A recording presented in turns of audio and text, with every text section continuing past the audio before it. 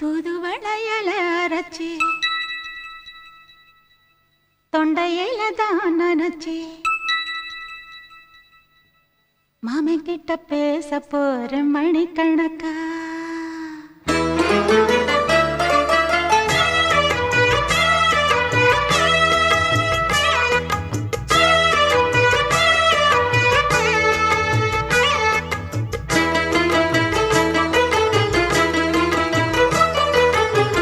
தூதுவளையல அரைச்சி தொண்டையில தான் நினைச்சி மாமன் கிட்ட பேச போற மணிக்கணக்கா தூண்டாமணி விளக்க தூண்டி விட்டு எரிய வச்சு உன் முகத்தை பார்க்க போற